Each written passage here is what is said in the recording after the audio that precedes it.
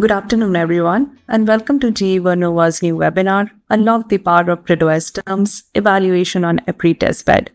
My name is Isha Verma, and I'm the Product Marketing Manager for DERMS Product Suite in GE Vernova, and I'm delighted to be your moderator for today's session. We are honored to have you join us as we delve into initiatives that not only enhances our industry's credibility, but also offer substantial educational opportunities. GE Vernova and Electric Power Research Institute are proud to share their findings of the project that involved independent testing and validation of the capabilities of GE Vernova's GridOS DERMS. In this project, EPRI defined key use cases, requirements, and test plans based on research and requirements from member utilities, followed by deployments of GridOS DERMS and configuration of EPRI's testbeds to execute the test plans and analyze the results. This webinar aims to provide insights on how GridOS DERMS manages voltage and thermal constraints created by DERs under normal and abnormal operations of the grid using different control scenarios. I'm excited to welcome our esteemed speakers for today. We have Wajid Munir, who is a Principal Product Manager at GE Vernova, leading the design and development of the optimization module within GridOS DERMS, with extensive expertise in electrical grid transformation and a robust background in smart grid innovation. We have Ahmed Saad, who is a senior engineer at EPRI, where he leads the development of advanced DERMS, PPP, and microgrid control solution as part of EPRI's annual research portfolio.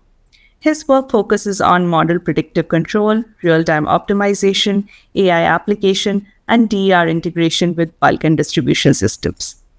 Before starting, we encourage you to participate and submit your questions via the chat feature. We will address them during our Q&A segments towards the end of the webinar. You will also see a survey box. Please provide your feedback as you go. Thank you once again for joining us. Without further ado, please welcome our first speaker, Wajid Munir. Over to you, Wajid. Thank you. Thank you, Isha. My name is Wajid Munir. Thank you, everybody, for joining. So I'm going to quickly present to the agenda for the webinar today. So get through the DERMS overview and pass it on to Ahmed to provide the results for the testing that they've done at the DERMS lab. And then we're going to finish off with the audience Q&A at the end. So first of all, I would like to begin with the main value proposition for DERMS. As more and more DERs are getting connected on the network at a faster and faster pace, the utilities are facing tremendous challenges in, first of all, like allowing these interconnections because they don't know what kind of impacts that these DERs might have. So they tend to be conservative and prevent more connections added to the grid.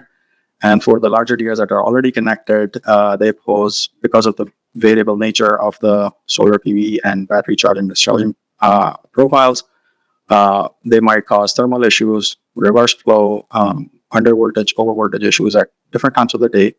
And that is like unpredictable. And so they cause a lot of challenges to the utilities.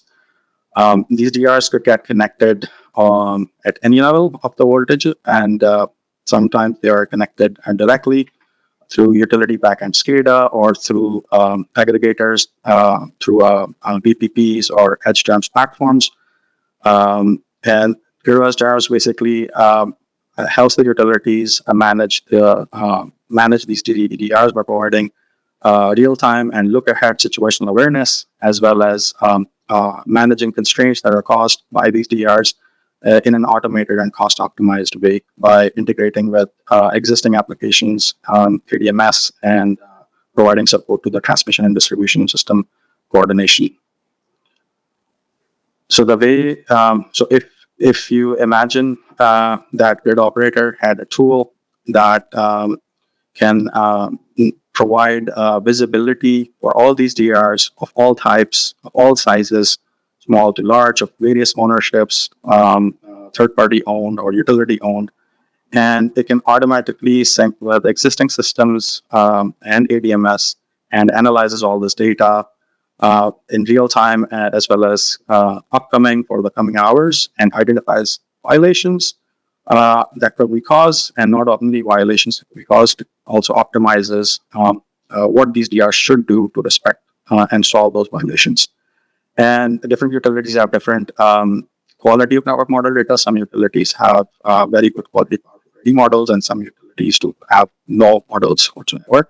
So if a tool that can take any quality of data and send these out to DRs and tell them what to do, and then report on what violations were reduced, did the DRs follow the controls that were sent out, and was that optimal dispatch for those DRs actually achieve the objective.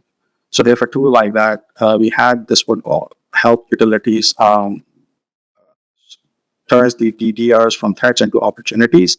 Instead of having these challenges, they would be able to tackle these challenges and use these DRs to solve their problems. And this is what we built GridOS DERMS to do, and it does that in an automated manner. It can identify real-time and upcoming violations for the next 24 hours, and it can automatically solve those violations by calculating what these DRs should do and dispatching these DRs to achieve those objectives. And it can curtail PVs, it can optimally charge and discharge batteries, and if there are multiple technical solutions that exist, it tries to do its best to minimize those violations if it is physically possible to resolve them, and it does that at the minimum cost of dispatch. So in the industry, there are various levels of optimization for DERs that could exist, starting from the site level optimization, where it's like a building energy management system where you have a few DERs that you're installed for your own individual has installed for their own use cases for backup power or to self-consume solar.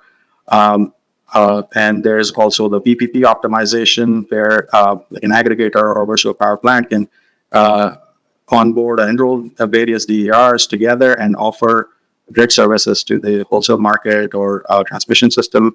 So the difference between those types of optimization and the type of optimization that we do in GridOS DERMS is that none of those site level and VPP optimization have grid level visibilities, and they could cause violations on the grid while they're trying to achieve their own individual objectives. Whereas in GridOS DERMS, the optimization that we do for these DERs is not only aware of the physical limits, the line ratings, the voltage levels that need to be respected.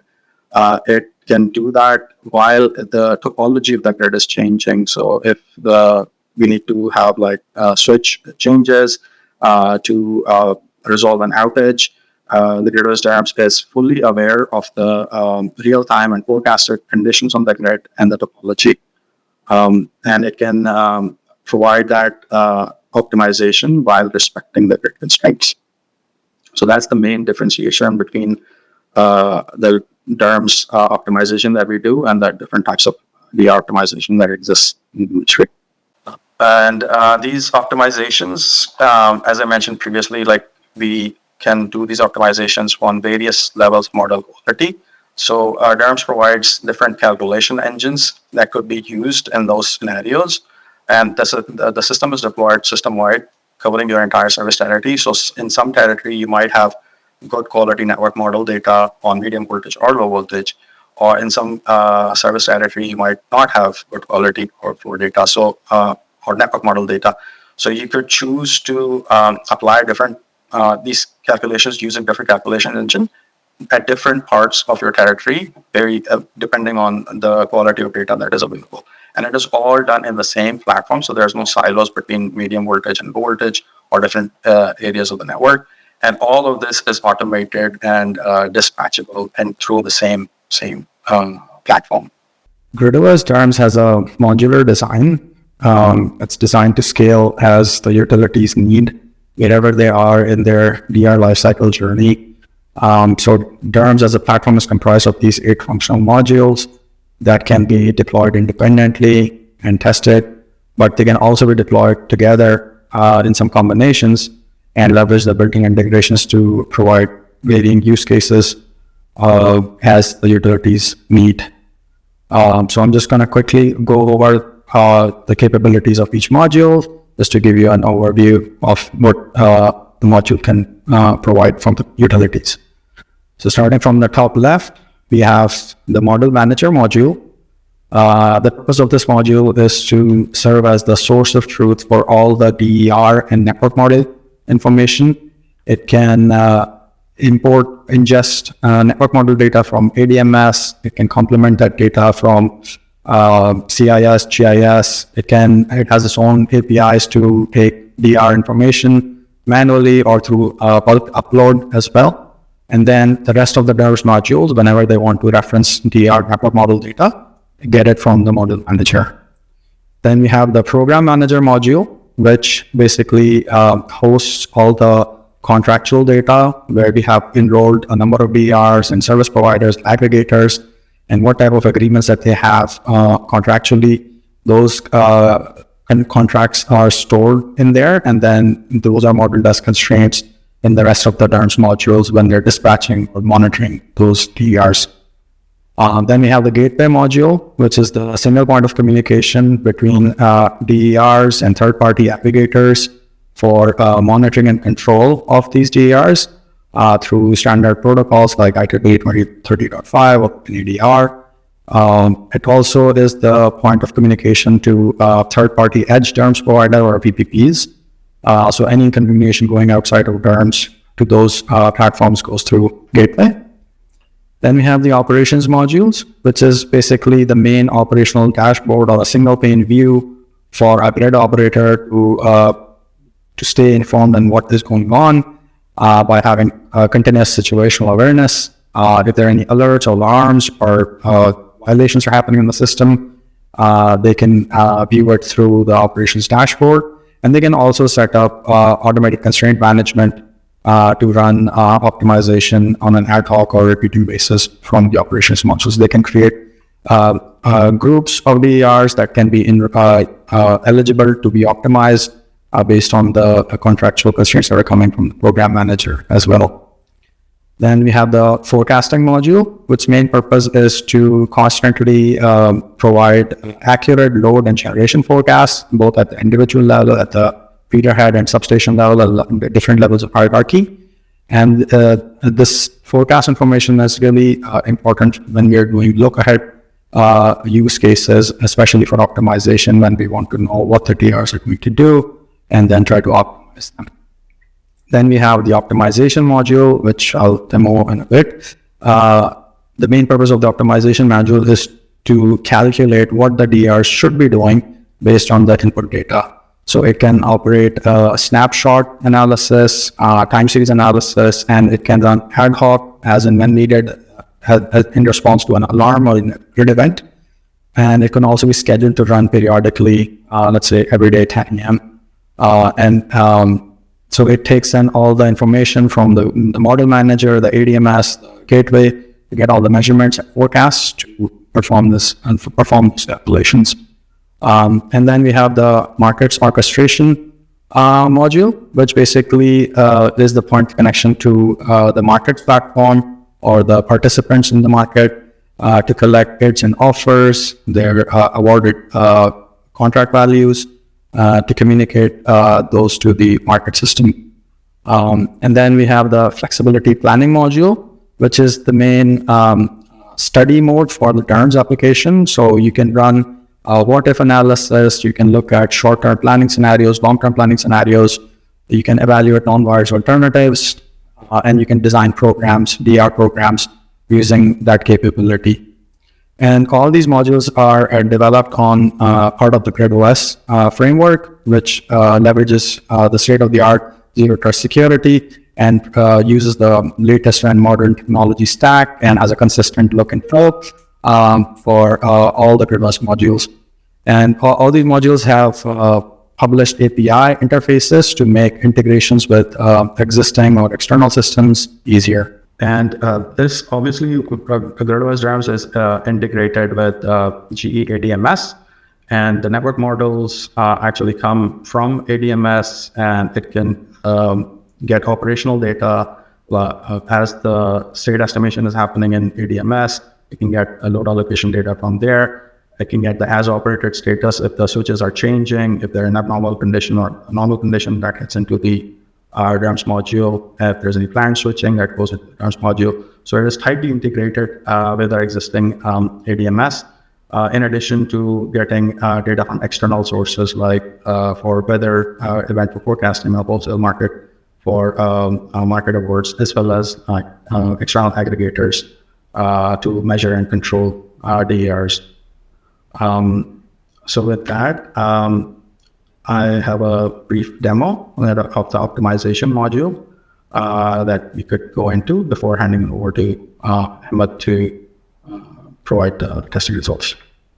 We have this GridOS DERMS deployed on this environment. You can see the model manager over here containing all the list of DERs that are enrolled or registered. And you can also see all the various network models that have been imported. And this is the main module that provides the network models to the optimization module. So there are two main features within the optimization module.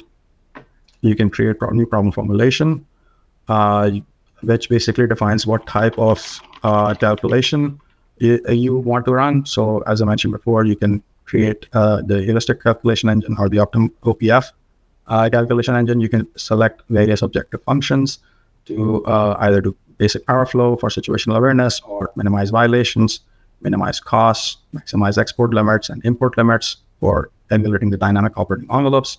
You can do peak shaving and CVR. And this can be defined once. You have more configuration to set the preference of the primary objective and the secondary objective, and you can set the preference on violations. How much violations do you want to be minimized, or how heavily do you want one violation to be minimized versus the other? You can set voltage limits, and you can associate cost of generation on these DRs. So once this problem formulation is published, you can create different triggers. Triggers are basically setting up a schedule and associating a network model with the problem formulation. So for example, if you want to run daily at 10 a.m., you can select the network model from this list. Select this model, and this model is actually the same model that's coming from the model manager. So it automatically gets that from the DERMS module. And then here you can select the problem formulation that you created, let's say CVR, and then you can decide to choose when you want to run this calculation. So either you want to run it now, or you can run it in the future time, or you want to continuously repeat it for a duration of time. And then you can also choose to run it every 5 minutes, every 10, 15 minutes, or you want to run it every hour at different minutes of the hour, or you can choose to repeat it daily at a particular hour. So let's say daily at 10 a.m. And then you can also specify what analysis type you want to run. Snapshot implies like a real-time calculation, and you can have various control intervals that will manage the state of charge of the battery. Or you could try to do a look ahead or predictive optimization. You could do for next hour, next 24 hours, or next day. Next day starts from midnight to midnight. So once you set this problem formulation up, it's automatically going to start doing those calculations at the prescribed time. So it's going to start calculating this when the trigger happens, and you will see all the solution results shown up over here. And let me pull up one of the solutions that I had run previously. So we had power flow over here on this network, and once the solution is complete, you would see that how long did it take, solution was completed, and you can open the solution summary from here, which will open up a dashboard like this. The dashboard will contain like high-level summary of the solution. How long did it take? Were there any abnormal switches in the network? So this shows you how it gets the abnormal topology from the source systems. So at this time and this ran, these were the switches that were in abnormal state.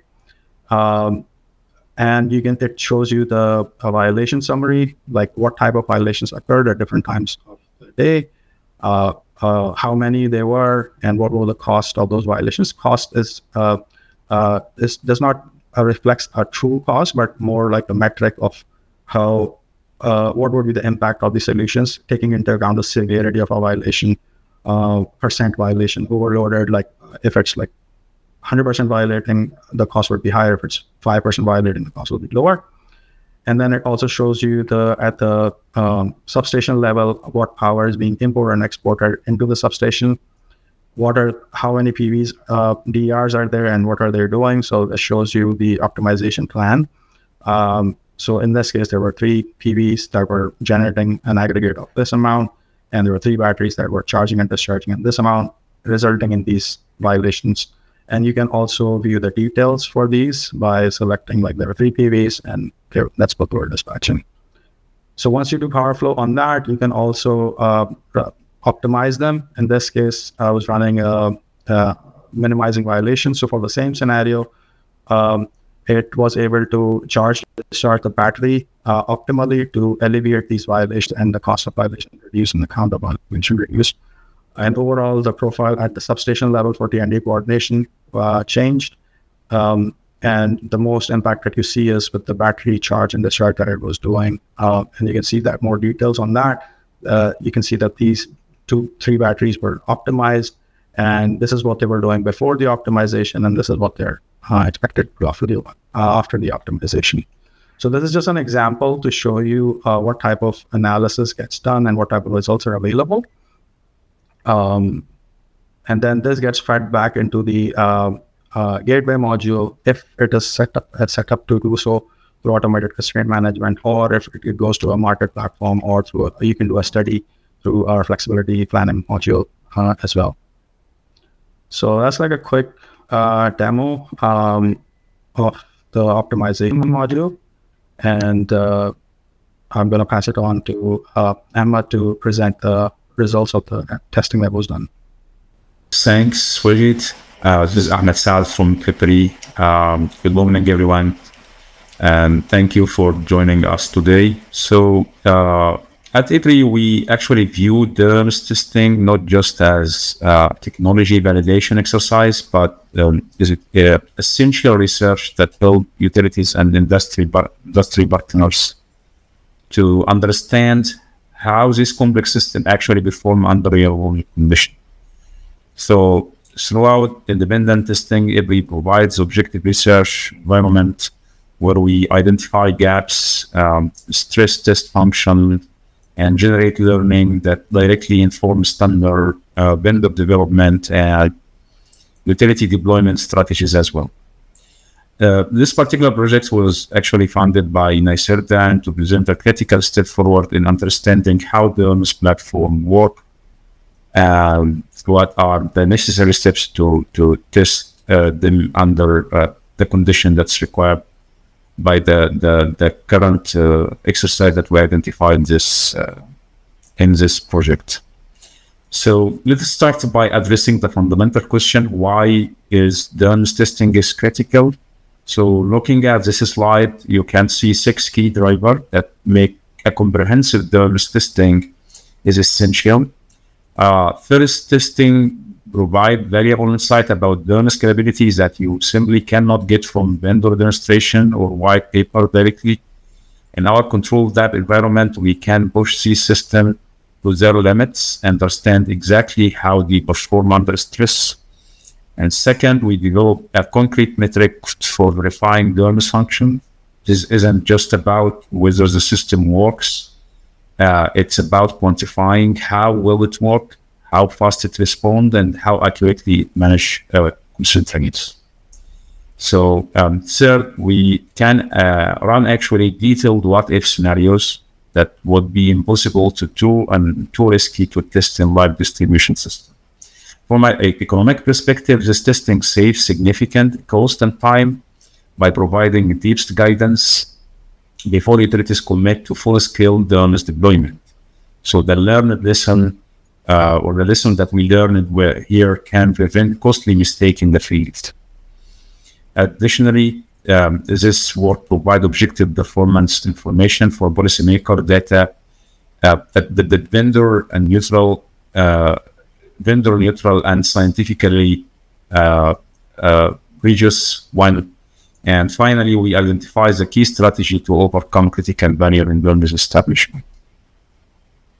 So I would like also here to put spot on our specific demonstration that was funded by a project called DERMS Control Logic and Coordination and Coordinating DRs operating in transmission system. That was at INICER, the funded project.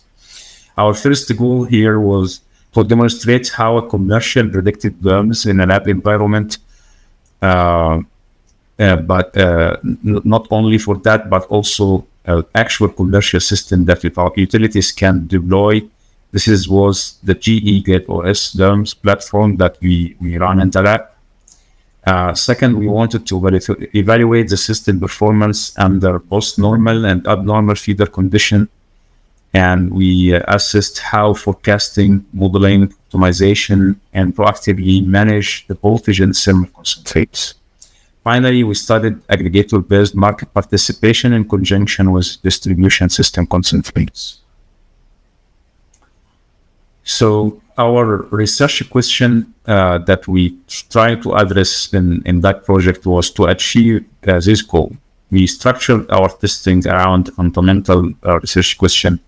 First, how does commercial DERMS address thermal and voltage concentrates variation by managing group of DRs? How does performance change across different feeder configuration? Can the DERMS intelligently and proactively group the DR for different application? And is DERMS truly interoperable with, for example, gateways or DR aggregators that it can be integrated with? So that was our drivers or the question that we wanted to highlight in that project. Before we start now, let's just examine what makes, for example, something like GE GridOS as a predictive DERMS, and what is the difference between predictive DERMS and corrective DERMS. So looking at our architecture approach is a fundamental thing before testing. Looking at this process flow diagram, you can see the key distinction. The traditional DERMS operate reactively on, for example, on the left-hand side, that's a corrective DERMS. They detect violation, then respond. However, predictive DERMS on the right-hand side, like GE system, incorporate DMS models and forecasted data to make control decision ahead of time. The process starts with, on the left, with load, for example, and DR forecasting. The system will continuously ingesting weather data, historical pattern, and real-time measurement to predict that what will happen, for example, after 15 minutes, 1 hour, or even 24 hours. This forecast data feeds into DMS and DMS or ADMS grid model, which is a detailed electrical model for distribution system, and run the power flow calculation. The heart of the system is optimal power flow calculation combined with problem formulation that we have in DERMS. This where DERMS define its objective, maybe minimizing curtailment, maximizing market revenue, as exactly what you showed us last few minutes. And based on that, we identified the constraints that we would like to limit.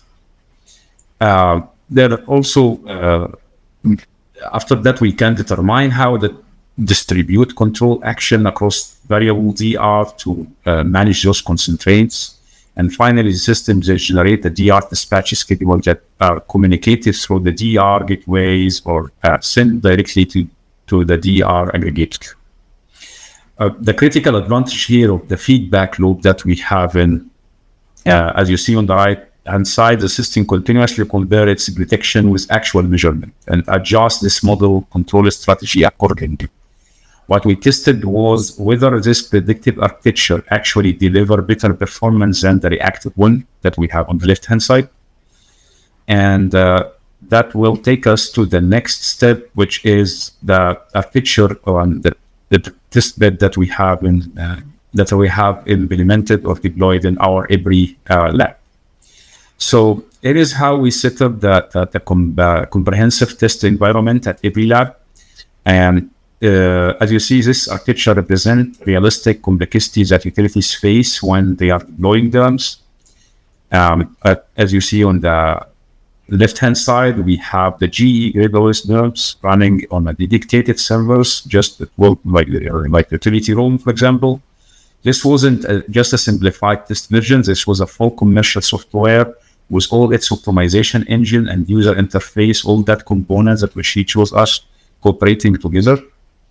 And the DERMS connect to the GE DMS to take information like the network model, latest status about switching with telemetry that notified DERMS how was the topology during the test.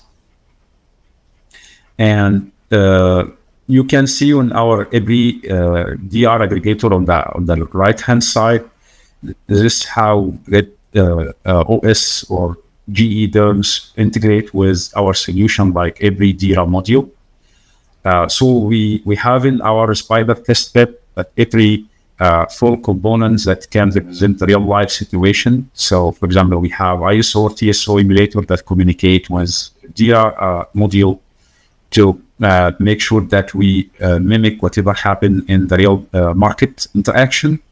And on the downstream here, we have also DR gateways and DR simulators that represent both what can happen in the field on the lower bottom stream.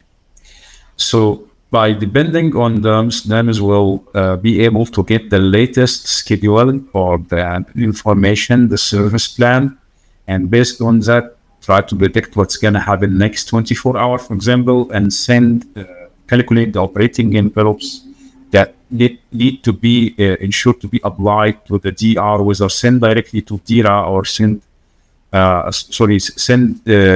the DR gateway, or send directly, or it can be sent through DIRA module to be activated. Once this happens, once this calculation happens, it can be applied to the DR levels to make sure that we have a reliable operation.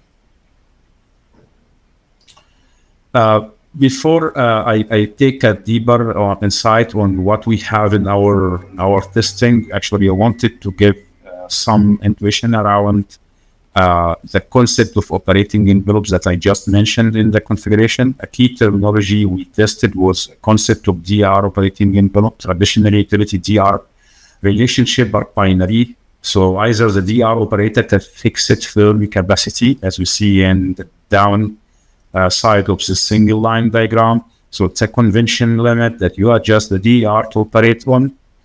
And on the other side, we have operating envelopes on top, as you see here. Those operating envelopes provide a much more sophisticated approach. This envelope define allowable operating range from time to time for each DR source based on the current and predicted grid condition. What's powerful about this approach is that it provides predictive guidance on the DR operators and aggregators, rather than just a sudden curtailment command that can disturb market commitments, for example. So it get more, the DRs get more usability, and also that put having in mind that we do not cause any or do no harm for distribution system. Just also wanted to highlight in this slide one of the most significant technical challenges that we was trying to ensure the robust integration between EDMS and DERMS, for example. And this slide highlights or illustrates that the critical step that required for successful model integration. So our task was here just to make sure that we have alignment between the EDMS model and the GE DERMS model that live inside the GE DERMS itself. So it was our mission to refine ADMS input and ensure that the line rating, for example, transformer capacities, DR objects, all that seems straightforward, but small discrepancies in any of these definition of a network parameter can lead to significant error. So we wanted to make sure that we have this alignment. And validating this network fidelity required extensive power flow comparison that we have between our reference model and GE ADMS model. So we discovered this topology difference and tried to iterate over it until we was able, using the help of GE tool that they provided us, like the model manager and so on, able to make sure that we have the exact model that lived in the DMS already there in GridOS. So in addition to that, we wanted to ensure an aligned power flow result become our final validation step. We will run identical scenario in both ADMS and DERMS environment to compare voltage profile, power flow, constraint variation, and make sure we have this fully integrated. This integration process consumed more time than originally anticipated, and that was important. That's what actually utility is gonna face, especially at the beginning of deploying DERMS. Once this happens, everything is gonna be straightforward. So moving to our the DERMS use cases, or the use cases that we covered in that project, we actually our testing was structured around three progressively complex use cases that reflect real-world DERMS application. The first one was focused on managing distribution equipment during normal grid condition. This was the foundational DERMS application, preventing transformer, for example, overload or line overload, and voltage variation during typical operating condition. The second use case, when we managing constraint during abnormal grid condition. For example, with equipment outage, whether they are planned or unplanned, that will trigger, for example, reconfiguration to the system topology. And we wanted to test how that change, or how able DERMS to be able to take the change and reflect it directly to the model that lives inside DERMS to give more accurate information during taking decision like this. So we have, for example, on the first side here, we have a fall offloading, which is when we take a feeder and feeder A, for example, fully offloaded to feeder B. And the second one is partial offloading, when we take part of feeder A and partially offloaded to feeder B. This change in topology will make us have more challenges, and we wanted to see how DERMS behave during that situation. A last use case was addressing managing constraint variation created by DR aggregation providing wholesale market service. So where DR resources have committed to energy market, but their collective operation would violate, for example, local distribution constraints. So each use case here actually incorporated both loading limits and voltage limit, because real DERMS must manage multiple constraints simultaneously, and that's one thing we wanted to make sure in our test lab. So I'm just mentioning here a single example on each use case. So for example, this is use case one that we are examining managing distribution during normal grid condition. We were managing PV plus energy storage near the feeder head. And we identified, or DERMS identified at the beginning, that during our initial condition, like normal grid condition, there was a variation, voltage and thermal variation that are detected during this time in the middle of the day. And based on that, we configure feeder section to use those DRs like BV1, BV2, and energy storage 1 to try to use them to manage these constraints by redispatching or rescheduling them in according to the way that reduce or minimize this violation via calculating the exact operating envelope, which will shape or reshape the scheme. So the key technical insights relate to uniform constraint allocation method, for example, that we have here. We use uniform one, means that any curtailment, for example, is going to happen from each DR, is going to happen at the same rate. And that was one of our use case. So they're equally curtailed during the violation time based on this envelope that's highlighted in red here. So that was able to bring back DERMS from violating voltage and thermal constraints to be below the safe limit, and that resolved the problem. And also make sure that we are distributing this DR curtailment uniformly across DRs based on our constraint allocation method. So that that takes us to the second use case, which is a little bit harder to deal with because we have two situations, the normal and abnormal configuration. So the diagram shows the normal circuit configuration. For example, during normal gate conditions, there was no problem, no voltage or thermal violation. And then due to offloading of part of like the circuit feeder A to feeder B, DERMS was able to actually get this last change in topology from EDMS and scalar switching and so on, and be able to adapt the model and know exactly that, yeah, this is my prediction for the next hour, for example, that we have a violation. During that time, the tie line between feeder A and the feeder B, that there was loading, a small amount of loading limit violation, and there was no voltage violation.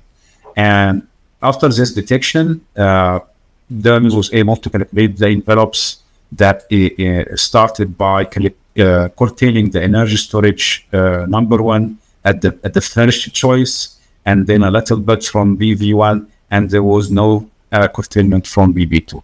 And why this is happening in terms of distributing the curtailment command over energy storage, because this is actually what we wanted to test during that use case. Wanted to make high priority for energy storage, so we set our configuration for DERMS to make sure that it provide, try to get the more curtailment from energy storage at the beginning, and then move to the PV. And this is a priority-based method. So at this time, DERMS was able to achieve that by curtailing the power from energy storage at the beginning and BV1 and so on. In use case 3, that represents a sophisticated scenario. We managing the conflict between the wholesale market commitments and local distribution constraints. So this slide shows the day-ahead market bidding, where DR aggregator have submitted bid to participate in wholesale market, but their collective operation would create local distribution variation. DERMS predicted day-ahead voltage and thermal variation, as we can see on the left-hand side. And it was able to calculate the envelopes. During this use case, I forget to say, we changed the configuration a little bit by having not only 3 DRs, we are actually managing 5 DRs, 3 energy storage and 2 BBs. And based on that, after DERMS calculating or predicting those violations, calculating the envelopes, sharing that with DR aggregator needs to enforce those on the DERs while dispatching them. And that's what we can see in each curve. In the middle here, we used in this situation uniform, so we can see or we need to see equal curtailment from the all DR. But actually, during this time, for example, the last one here, the BB, this BB does not curtail that almost at all, although the other BB was able to be curtailed fully as compared with energy storage. Why is this happening? Because we wanted to test actually how DERMS, even when we are having a setting that identify how much amount need to be curtailed from each DR. This cannot be applicable if the DR actually does not contribute. And how we know that? This is awareness about the sensitivity factor, the model that DERMS knows about, how sensitive the DR change amount of power to different location, to a different localized voltage or thermal variation, for example. And this sensitivity makes us having some of the DR, which is the latter one here, which does not impact actually, even if it's curtailed, it does not impact the variation clearance. And the other have more impact. And that based on that, we can identify which one need to be curtailed. So for example, energy storage 1, 2, 3, they almost curtailed equally. That's because they have the same amount of sensitivity or impact. But BV1 have the highest one. That's why it's curtailed next. So here's a critical technical insight. The curtailment allocation was not strictly proportional. This means DERMS can use sophisticated electrical sensitivity analysis to determine whether DR resources has the greatest impact on a specific constraint or not. The quantitative result also showed that we could maintain approximately, for example, 85 of original market commitment and instead of having or comparing that if we have a fixed learning capacity without DERMS operating in VIPs. I wanted to close here by a couple of slides. Firstly, the challenge that we have faced. Then we actually faced some challenge during our deployment. It was not a straightforward and all always good. That always good was after performing the test. But before that, we actually have four main limitation or challenges.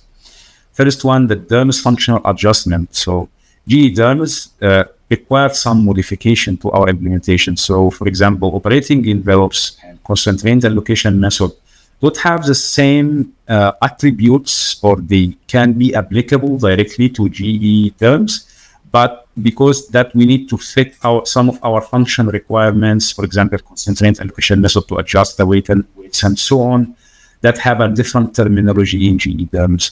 Those GE was able to help them modify those requirements. And the second major one was the model alignment issue, that just to make sure that we have typical model. We found some differences between our reference models that we used at the beginning during the simulation and GE DERMS internal ADMS model. So that require multiple iteration until we make sure that we have different model, just to make sure that we have accurate results during the course of the test. And then there was also the IEEE 2030.5 interoperability challenge. So every vendor, like including GE, they have some customization, although they all follow the same structure or the same standard of IEEE 2030.5, but they have a specific customization that we wanted to understand, so we can make sure our terms, for example, DR aggregator and DR simulator in our spider test bed align with those customization. So that took also some amount of time to be able to make sure that we have this integration.